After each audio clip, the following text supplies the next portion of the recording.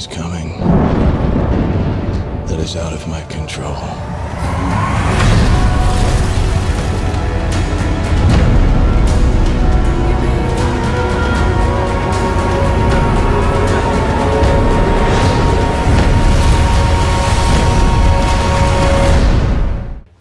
Well, congratulations on the film. It's excellent and absolutely epic. I know the story is really, really important to a lot of people. So, if not for religious reasons, why did you want to tell the story? Why was it important to you?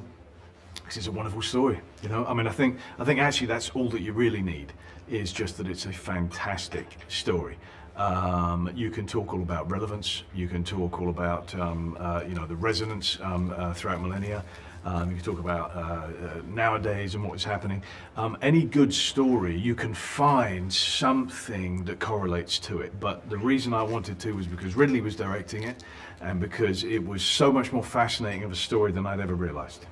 Well, in fundamental terms, we constantly, filmmakers, strive for a good yarn, right? It's that simple, a good story. When you have a story which is also reinforced with such a dramatic character and a dramatic life span, and what his target was and what he achieved, then you just go for it. Did you ever look at the grand scale of things? I know you're both used to working on a grand scale, Sure.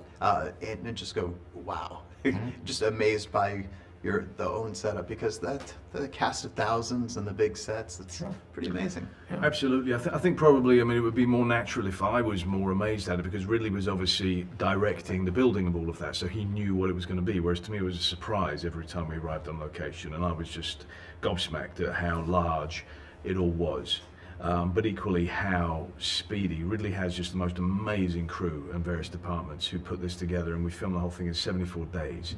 And it sounds like a lot, but believe me, most directors, this would take 130 days to shoot, and just that's a real blessing as an actor, because you don't have to kind of rely on this stamina and this reinvention constantly. You know, Ridley's got a great momentum to how he makes a film. Yeah. And I know that Joel said you calmed down quite a bit the bigger the set got. So I guess you just have the vision, and it's... Yeah, you learn. I mean, I make it very experienced, and so very few things deter me. And also I've preconceived what I want to do in going.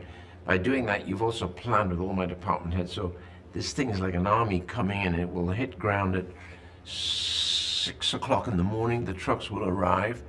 The guy, he's already been there 2 hours, already putting some marvelous makeup on. 6, sometimes 4 in the morning, to get these beards on perfectly. And then everything's happening, the engine is happening, and I'll stand there usually on the bus and say, okay, where is he? Why isn't it happening quicker? Where is he? Where is he? Get him out of here, get him out. And then he arrives with a cup of coffee and everything, what's happening? Then we say, we're going to do this about it. Okay. Right? That's what it is. Yeah.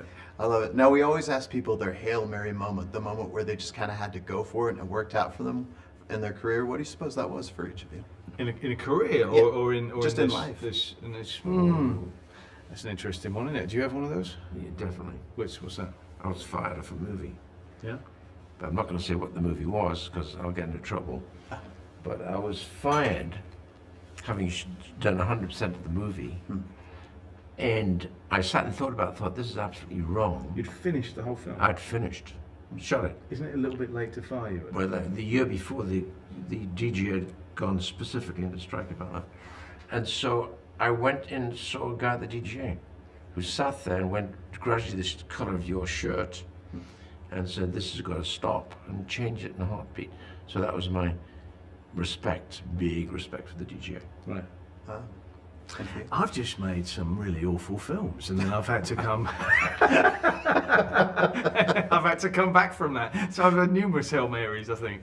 You know, and then you've also had times when I just haven't been employed for years on end, and you're going, okay, is this it? Is this it? Is this And the then moment? it's a very extended moment, and thinking that's the end, and then suddenly, something does. The key is not to stop. It comes back, you know. Key is not to stop. It wasn't always my choice. But what you should do, what you must do, I discovered early on, you cannot wait for a script to land on your desk. You have to evolve something you might want to do, and it's painful Because the development of material, first of all, choosing what you want to do, then getting it right, and then getting it written, then overseeing it. You don't just say, go write it and show me the script. You bloody well sit there for days on end. And then they'll come back and exercise all their problems on you. So you have to sit there and literally be involved. See, but Rid has all that energy, right? I swear he jumps out of bed like 10 times quicker than I ever would. You know what I mean? In the morning, and he's ready to go. I'm a lazy git. Yeah. So, Just have to drag you out. a year and a half, 2 goes by, and I don't do anything. You know. Thank you guys so much.